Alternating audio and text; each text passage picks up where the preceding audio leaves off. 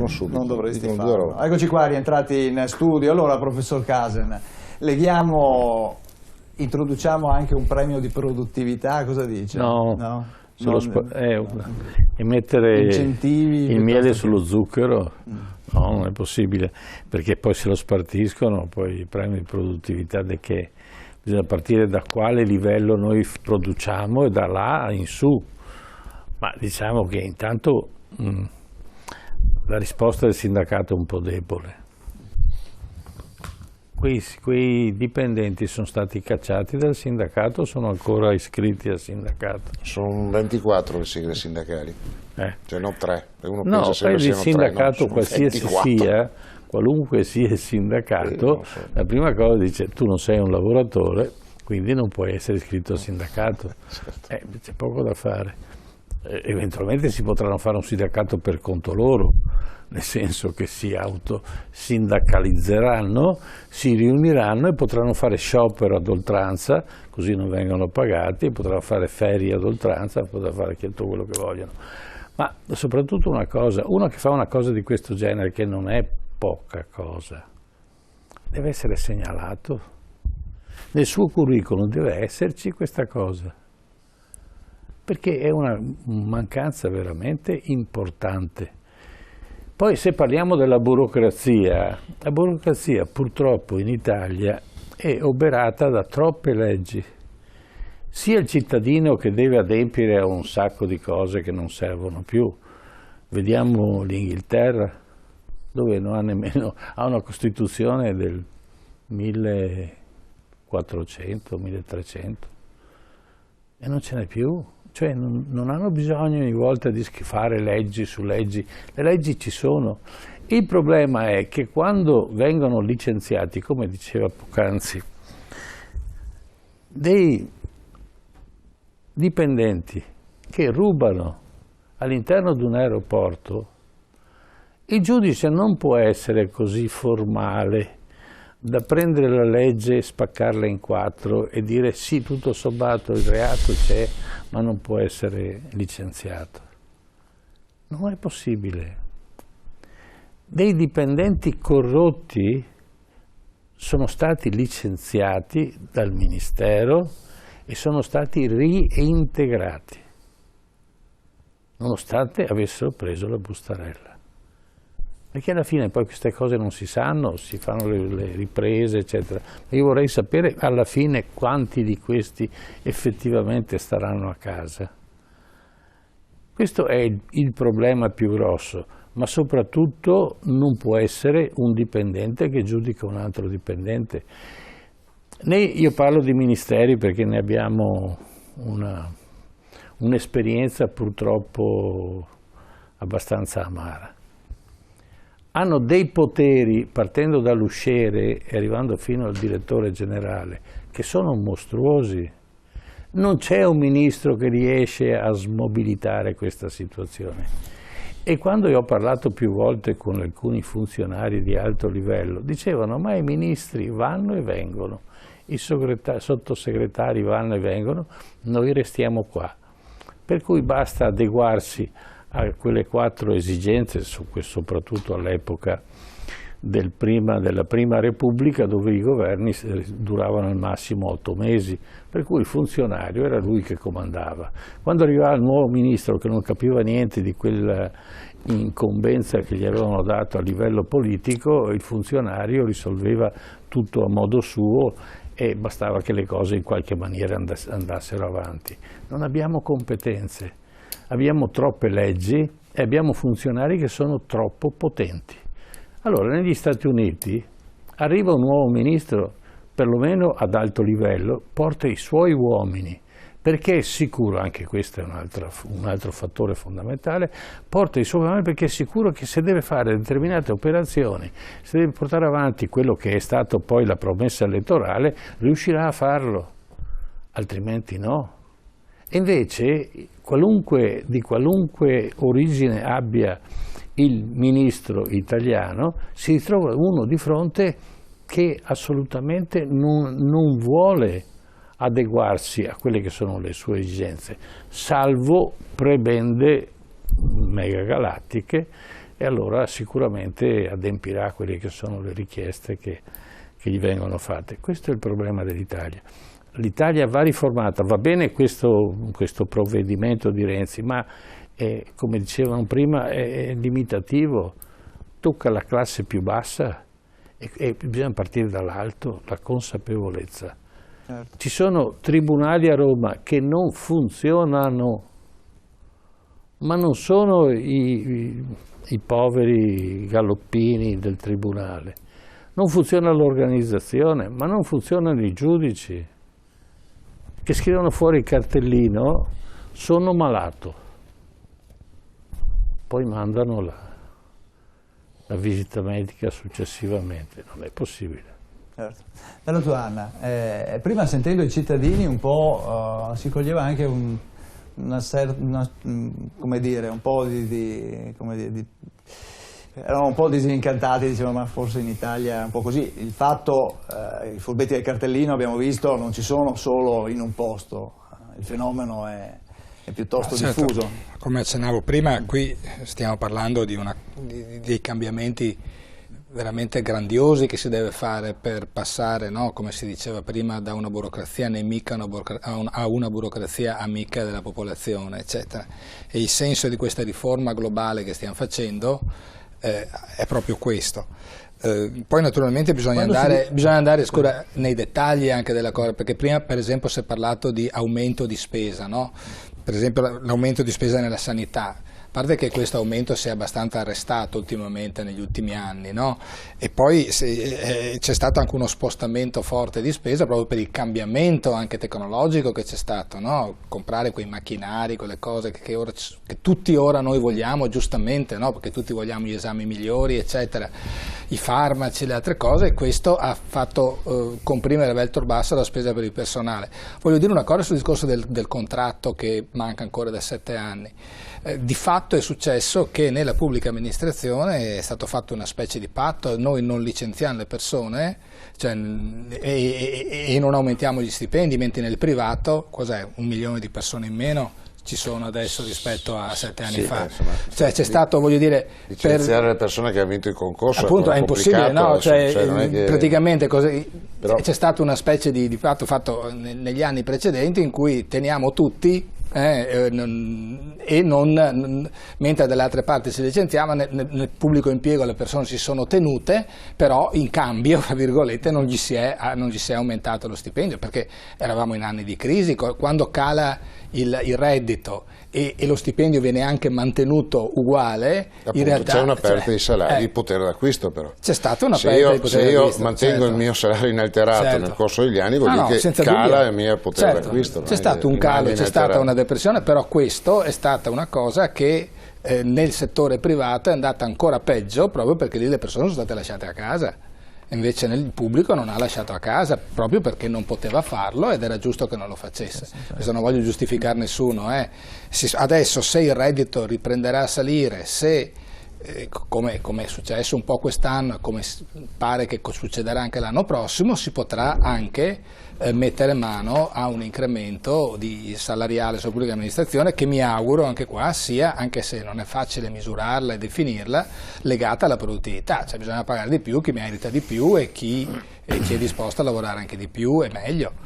Ripeto, non è facile perché nel privato c'è un mercato, fra virgolette, no? Nel pubblico invece il mercato c'è ma non si vede, nel senso che è legato a quello che dicono i cittadini che avete intervistato prima, cioè alla soddisfazione, alla cosa, eccetera. Quindi è molto più difficile da stabilire, però è una sfida che bisogna affrontare. Ecco. Castagna, quando prima diceva che sono mal distribuiti i dipendenti pubblici, nella sanità in particolare c'è un numero, il sottorganico della sanità è una cosa che trasciniamo da qualche decennio, e sono invece in alcune situazioni, gli operativi, invece vi sono in alcune situazioni dove c'è un numero superiore. Adesso l'esempio delle guardie forestali calabresi è quello, ma non solo, c'è entrare in qualsiasi istituto scolastico. Sì, c'è una ridistribuzione dell'apparato pubblico che non è, diciamo così, omogenea, ed è vero che noi abbiamo meno rispetto agli abitanti, meno di altri paesi, meno della Germania, meno della Francia. Il problema è la sua distribuzione. Però se mi permette la cosa che diceva prima il senatore, è vero che il lavoratore pubblico non ha un mercato, anche perché difficilmente può essere la soddisfazione del cliente, diciamo così, il mercato, però è difficile misurare qual è il mercato di un insegnante di una scuola materna, è complicato, come è complicato anche farlo, perché per la sanità, per un'infermiera, perché è complicato? Perché tu hai dei risultati da ottenere, naturalmente, che è la soddisfazione del cliente, in questo caso dell'utente pubblico, ma non c'è un aspetto economico come può essere per l'azienda privata che con questo mercato vendo un prodotto e quindi ho immediatamente un profitto. Però anche lì è possibile anche misurare una capacità di risposta, però non basta la buona volontà del dipendente pubblico. Io mi sono sempre chiesto, facendo un esempio, come mai nel nostro paese abbiamo 60 miliardi all'anno di evasione fiscale data dalla corruzione. Ora, o siamo un paese di corrotti, cosa che ovviamente riguarda anche una percentuale, ma non è tutto il paese, oppure c'è un dato che negli altri paesi è stato toccato. Se io per ricevere una cosa dallo Stato, da un punto di vista burocratico, devo aspettare 3 mesi, mentre di là del confine, nel giro di una settimana me la danno, è evidente che induco nel nostro paese a ungere per accelerare i tempi. Cioè il famoso detto che il meccanismo con l'olio, devo ungere, e quindi la corruzione ha questa caratteristica. Poi arriva al punto più basso, non è che deve ungere il Presidente del Consiglio, no, basta alle volte, come diceva prima il professore, ungere il funzionario, cioè quello che mi accelera la pratica. Allora, se la legge mi consente, se la legge ci fossero le leggi dal punto di vista burocratico restringessero i tempi in cui il cittadino ha diritto a una risposta, può essere una concessione, può essere un permesso, questa condizione anche della corruzione nella pubblica amministrazione verrebbe meno, perché a questo punto non ha nessun interesse qualcuno, a meno che non debba compiere un reato, ma lì siamo in un'altra parte. Quindi c'è proprio una macchina complessiva che va messa a posto. Una riforma della pubblica amministrazione è necessaria in questo Paese, ma appunto è necessaria partendo e guardando a 360 gradi, perché è vero che la spesa pubblica è aumentata, ed è aumentata con i contratti di 3 milioni e mezzo di lavoratori fermi. Cos'è che è aumentato? È aumentata la diseguaglianza salariale invece in altri ambiti, a livelli dirigenziali. Ma com'è possibile che noi assistiamo che dei dirigenti prendono 4 volte, no il doppio, 4 volte quanto prende un proprio dipendente? Non esiste nel settore privato. Tutti guardano il settore, non esiste nel settore privato. Non esiste una differenza salariale che ha queste caratteristiche, a parte Marchionne come noto, ma del resto c'è un qualche equilibrio tra le condizioni appunto di mercato di un'impresa e quello che devo distribuire. Dopo non è mai abbastanza, ma c'è un qualche dato. Nel settore pubblico no, i dirigenti rispetto ai lavoratori, in modo particolare quelli coinvolti in questo caso. Quindi c'è davvero da fare una riforma della pubblica amministrazione? Sì. Ci sono i sindacati non disposti? No, perché CGIL e CISL ancora prima del governo Brunetta presentò la propria disponibilità a una riforma complessiva, ma partiamo dall'alto per arrivare in basso, non è che partiamo sempre da un punto e restiamo lì, perché ripeto, 7 anni perché il mercato nel settore privato incide, 7 anni di non riconoscimento del contratto, per quei lavoratori lì vuol dire aver perso salario, dopodiché fai fatica a licenziare se uno ha vinto un concorso e ammesso, cioè, nella stragrande maggioranza io spero sia stato un concorso legalmente riconoscibile e lecito, ecco, non sia arrivato con altre forme. Quindi è chiaro che questa condizione pesa. Se vuoi ragionare sulla pubblica amministrazione, sulla capacità di risposta, devi fare davvero un ragionamento a 360 gradi, che parte dall'alto e arrivi in fondo. Perché se tocchi soltanto il fondo, alimenti la pancia della gente, perché chiunque di noi ha ricevuto da uno sportello una risposta che non era adeguata a quello che pretendeva. Però l'esperienza personale, se ragioniamo a 360 gradi, c'è la maestra d'asilo, c'è il pompiere, c'è il poliziotto, c'è il medico, l'infermiere, e quindi il giudizio deve essere molto più articolato. Certo. Valotto, allora, cosa dice? Io credo che sia stata messa molta carne al fuoco e tutto sommato sono tutte questioni condivisibili. Non credo che all'estero, come è stato detto dal professore, le cose vadino così meglio che da noi. Io non sono una persona che guarda sempre all'estero come modello di riferimento. Credo ovviamente che alla base di tutto, tirando le somme, c'è proprio un problema culturale che purtroppo il posto pubblico viene da molti percepito come una sistemazione, come un accasarsi senza grosse difficoltà. La classica frase che si sente è: vado a fare un concorso, se lo passo sono a posto per tutta la vita. Questo è sbagliato. Il dipendente privato che lavora per un'azienda non dice nel momento in cui viene assunto: bene, adesso sono a posto. Tieni presente che in alcune zone del paese per molti decenni l'unica possibilità era il lavoro pubblico, perché in assenza del lavoro privato questo è dovuto appunto a un problema culturale, cioè anni e anni di politiche governative assistenziali però senza un preciso progetto. Ho capito che il posto pubblico in molte aree era l'unica opportunità, ma in questo modo non creando alternative, certo. abbiamo alimentato questo sistema. Certo. Professor Casa. Ma attenzione, io a Parigi ho visto delle scene di questo tipo: la signora che si arrabbia nei confronti del funzionario e il funzionario diventa bianco e chiede di fare un esposto, e il funzionario, ma su una banalità, il funzionario è a servizio di quello che gli sta davanti. In Italia non esiste, sei una pezza da piedi. Io quando vado ho trovato una disponibilità in alcuni ambiti. L'ultimo è successo con i pompieri, è la regola, l'eccezione sono il 3%. Allora, le forze dell'ordine. C'è una disponibilità che... Allora, ci sono delle cose che funzionano. Io parlo di ministeri. Dal momento in cui entri e fai vedere la carta d'identità, al momento che sali all'ultimo piano, non sei nessuno ti rispetta. Non ti rispetta nemmeno il funzionario che fa esattamente, e ne ho documentazione, per cui partirà una denuncia, fa esattamente il contrario di quello che deve fare, perché è interessato a fare il contrario. E non parlo di poche cose, parlo di cose estremamente importanti. Cioè parlo della vita di un'azienda, sì o no? E questo è in mano, e nonostante una sentenza del Consiglio di Stato che gli dà torto dopo 3 anni che continua a insistere nel negare il diritto, ancora trova un cavillo per poter negare la sentenza del Consiglio di Stato. Siamo arrivati al massimo. Io credo che poveretto o poveretta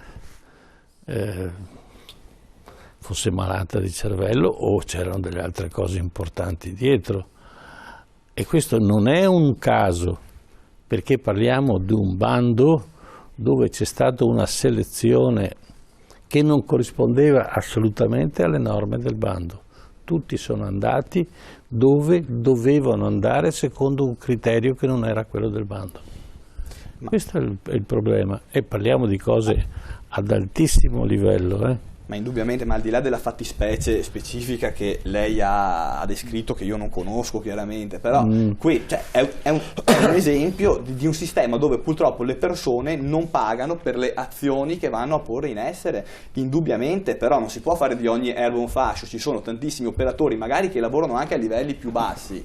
Prendiamo, dicevo prima, le forze dell'ordine che fanno il loro lavoro prendendo 2 lire al mese, con uno spirito di sacrificio enorme e prendendosi gli sputi della gente perché è sempre colpa loro, eppure... Qui abbiamo fatto delle trasmissioni su questo argomento, dove le forze dell'ordine che rischiano la vita prendono lo stipendio di un operaio che anche lui ha i suoi rischi, piuttosto che un impiegato che sta dietro una scrivania, e non può essere comparato, perché anche il lavoro che uno fa, il rischio che si assume, la responsabilità che ha e soprattutto anche la vessazione che ha talvolta non è ricompensato né dallo stipendio né dal trattamento che ha, e questo ne abbiamo parlato.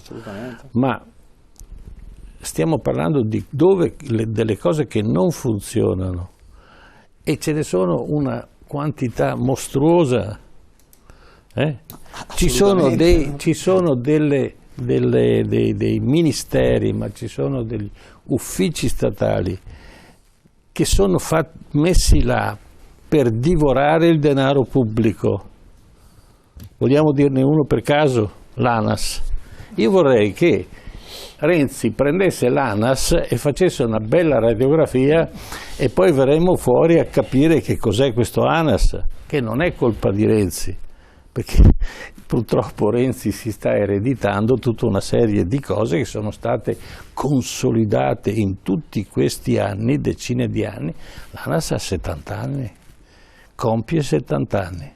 E 70 anni di furti, ruberie, di inefficienza, di tutto quello che è successo in Italia, va bene, e parliamo che gira miliardi questa entità, e bisogna che qualcuno ponga fine, ma non prendersela, attenzione, non prendersela col piccolo, come succede adesso, non hanno marcato il cartellino. È una stupidaggine questa rispetto al non funzionamento dell'organizzazione dello Stato. È un sistema che non funziona.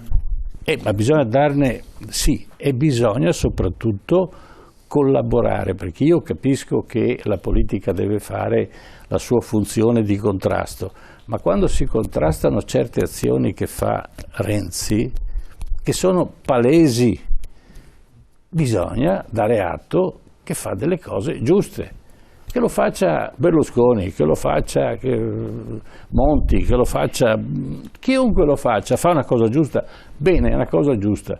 Se va avanti, se no stiamo, io vedo in questa cosa qua, c'era già, professore, ci possono fare delle cose giuste, perché non sono state mai applicate. Scusate, allora, se mi dite che le leggi c'erano e si potevano essere applicate, mi spiegate come mai non sono state applicate? Ma guardi, io andrei a indagare, se fosse stato il governo di fronte a queste esigenze, avrei indagato del perché non sono state applicate. Cioè non è che ne avrei fatta un'altra sparata che vedremo dove porterà. Cioè non è che ne avrei fatta un'altra, vedrei come mai non è stata applicata una legge. A parte, l'unica differenza con il decreto Brunetta che faceva riferimento riguarda i 120 giorni. Esattamente, sulla durata. E 48 ore di sospensione. L'unica differenza è che viene riportato a 30, ma c'è una disponibilità e c'è anche in quel caso una sanzione per il capo ufficio che... Ma io mi ricordo... cioè non è che ne faccio un'altra muovendo la pancia della gente, perché i problemi di questo paese... Ma Brunetta, cosa è stato fatto contro Brunetta? Gli hanno detto di tutti i colori, io me lo ricordo, non che mi sia ha fatto le faccine, Brunetta. I sorrisi, la cosa è rimasta immutata, ma è rimasta immutata perché la possibilità di fare lei prima ha fatto un ragionamento, ha detto 70 anni che questo paese va avanti così. Allora, adesso io critico molto dell'azione dei governi che in questi 65 anni, 70 anni facevo parte, sono all'opposizione, chiaro, però questo paese è stato governato sulla base di un principio per cui la gente votava e indicava chi era il governo che doveva... Certo. E votava sulla base di interessi specifici che quel partito, quell'entità di governo manifestava per un... Dopo siamo stati anche il 6º paese industrializzato nel mondo, cioè adesso non voglio io essere quello, insomma, siamo paesi industrializzati. Eravamo tra i 6-7 paesi più industrializzati del mondo nella gerarchia, quindi proprio... Ma solo metà paese era industrializzato. Poi avevamo un debito pubblico, ma il debito pubblico ce l'avevamo mentre noi votavamo, cioè nelle urne mettevamo la crocetta per votare quei partiti o quel tipo di governo che alimentava il debito pubblico, cioè non è che fossimo da un'altra, non è che l'hanno votato i belgi, c'erano gli italiani. Allora dico che c'è un problema culturale in questo paese, sì, ed è un problema culturale che, ripeto, deve partire dalla testa, dai segnali che danno.